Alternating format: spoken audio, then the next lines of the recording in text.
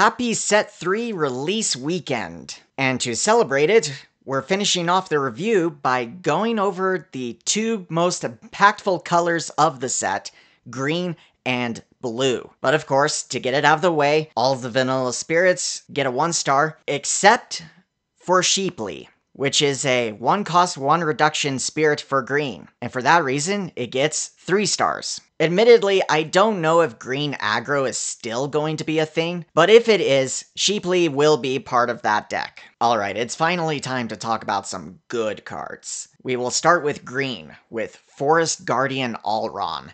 5 stars. There's actually an argument to be made that there isn't room for this card in the Gale deck, but I disagree. I think she's cracked. Her second effect is a really nice anti-aggro tool that green really appreciates, even though I do think the deck will still play Floodstream. And also, this is just guaranteed ramp without having to rely on the Highland Nexus. Tempting Etrium. So when I was theory crafting the Gale deck, I came to a situation where I was choosing between this or Ezewolf as the extra Gale spirit. And I do think there's an argument to be made for both. Ezewolf is cheaper and can actually be played on turn 2, whereas Etrium has a nice level 2 effect that could come up. So I'm giving this one 4 stars. At the very least, I do think she will be experimented with. Autumn Princess Maplum, 1 star. Just play Amaranth Man. It's cheaper and its effect isn't dependent on having a Gale spirit. Heavenly Emperor Fenwan, 5 stars. This is the finisher for the Gale deck, and it is insane. It's as close to having a double symbol spirit as we're gonna get until set 4. I think this card is insane, and is part of the reason why Gale is gonna be so strong. Swamurai, 1 star. Just play Leaf Wolf.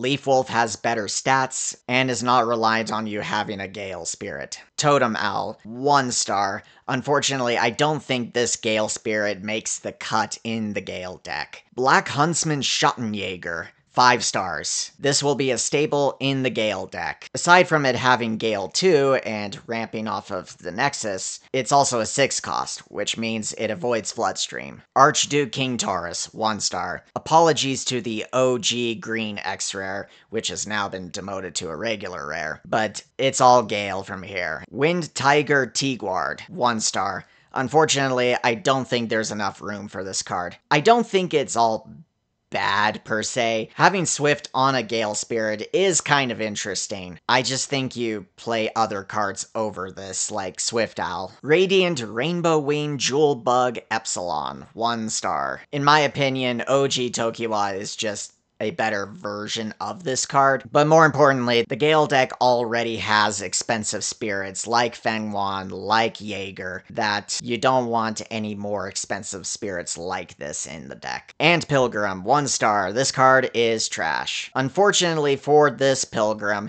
Emerald Sanctuary is just not that necessary for Alron to be good. So yeah, unfortunately, this gets the title of the worst Pilgrim of the 5. Which brings me to the Sanctuary itself. Like I said, I don't think it's actually necessary for green. But at the same time, I do think it'll at least be experimented with as like a 1 or 2 of. So I'll give it 3 stars. Hurricane Highlands, 5 stars. This is unironically probably the best card of the set, and is the sole reason why the Gale deck is going to be so good. This one Nexus is going to warp the game so much that it's going to affect deck building for other decks. If you see this turn 1, and the other player doesn't have Feral Slash or something else to get rid of this, it's probably game over. So yeah, welcome to the new meta. Gale is here to stay, and I am here for it. Plant Trap, 3 stars. Thorn Prison in a burst effect is really good, and because of that, I think this is going to be a side deck card at the very least. Whirlwind, 1 star. This card is super unnecessary. Funny,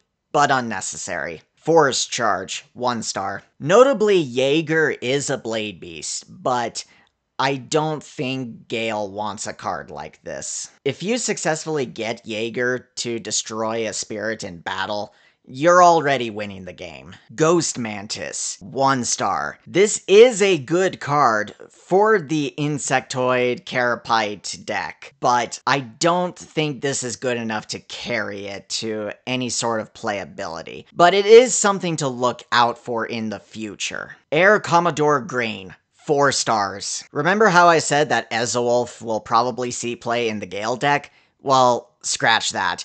This is replacing Ezewolf. Although it should be noted that I don't think that Green is necessary to the Gale deck. If you don't have access to this, but you do have access to Ezewolf, that's probably good enough, but I do think this is the better version. And with that, let's finally talk about the new color, blue, starting with Nirvana, 1 star. I actually don't think Nirvana is that bad of a card. I just think Mandala outclasses it. If Nirvana just had slightly bigger stats, I think this might have seen play. But 8k at level 2 is just not quite big enough, which is unfortunate because Raid is actually a really good ability. It's just not quite big enough to take advantage of Raid. And the same goes for Island Bearer Francis, 1 star. Although in this case, the Raid is also being locked behind having your opponent having 10 cards in their trash, which isn't that difficult if you're going hard into the mill strategy. Ruja, 1 star. It's just the worst version of Platoons. Play that one instead.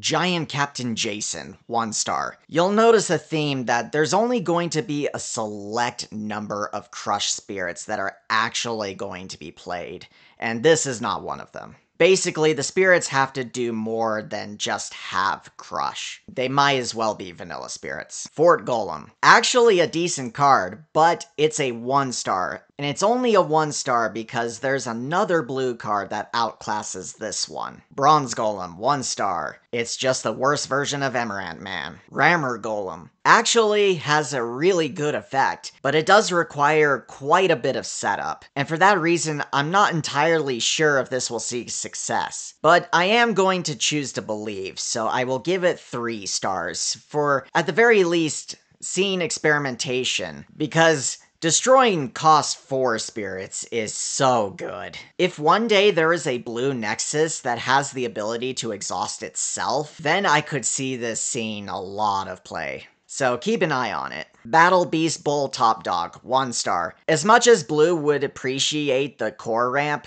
I just don't think there's room enough for this card. Ancient Colosseum, hesitant 3 stars. It's possible that this will see some side deck play against certain decks with a lot of wind summoned effects. Honorable Duel. Again, hesitant 3 stars. I have a hard time judging these blue Nexuses because there's like 2 that I know will get played, but then as for the rest of them, it's a question of whether blue is going to have room for them. And I can't see a world where this gets played alongside the Sea Phase spirits. In the end, I do think there is room for this. Floodstream, 5 stars, easiest 5 stars of my life. Aside from the fact that it just craps on aggro decks, it's just a really good removal tool. There are some notable spirits that this does miss, like Jaeger, for example, but there's just so much more that this card hits that you're fine playing some number of copies of this in basically any deck that you can make. So yeah, expect to see this a lot in the coming months. Blitz, 4 stars. While yes, this is a good mill card, I also think this is going to be played solely because it's going to be an easy way to turn on the Sea Fae requirements, which we'll get to later. Blessed Cores, 1 star. This is just a really bad ramp spell. Truth God Mandala. And this is the part of the video where I tell you that I think blue is not going to be tier 1. But it is going to be good. 4 stars. Mandala will be a really nice finisher for the mill deck, which I think is going to be tier 2. The biggest question is going to be how that deck is going to be made. Weapon Collector Godfrey, 1 star. There is an argument to be made that this is actually a decent blocker for blue, but I don't think it's quite good enough, and it just requires too much setup for it to actually be good. Giant King Randolph, 1 star. This one just misses the cut. It's not a bad card, but there are other cards that do basically the same thing but better. Warhammer Gordon, 3 stars. I do think this will see some tech play for its second effect. Ironhammer Oswald is a 1-star card. If it wasn't for Floodstream, I actually could see this being played, but being 2 cost really hurts it. Giant Platoon I do think is good enough, but admittedly, I don't know if every mill deck is going to play it, so I'm giving it 3 stars. The reason this gets 3 stars over the other Crush Spirit is because it's a 3 cost, which means that if you have 2 of these, Floodstream is only going to get 1 of them. Colosseum Golem. As cool as it looks, it is a 1 star. The tokens being treated as 0 cost pretty much kills this on site because of Floodstream. And also, being a 10 cost really does hurt it, because blue isn't going to have an easy time ramping. Drag Golem, 3 stars. I do think this is good enough to put in the mill deck. I know that sounds kind of weird to say, because looking at this you would think it would be a no-brainer to include into the deck, but you need to understand that Mandala is kind of all you really need. But regardless, I do think this card will see play. Rock Golem, 2 stars. I was actually this close to rating it 5 stars just because it can get back Highlands. But no, I don't think it'll be a mainstay in the Gale deck. But for that reason, I do think it'll at least be experimented with, which is why I'm giving it the 2 stars. Block Golem, 4 stars. This is basically Blue's version of Pegasione. And yes, while Floodstream exists, you're still gonna want more than just Floodstream to fight off aggro decks, and this is basically going to be that second card. Iron Golem.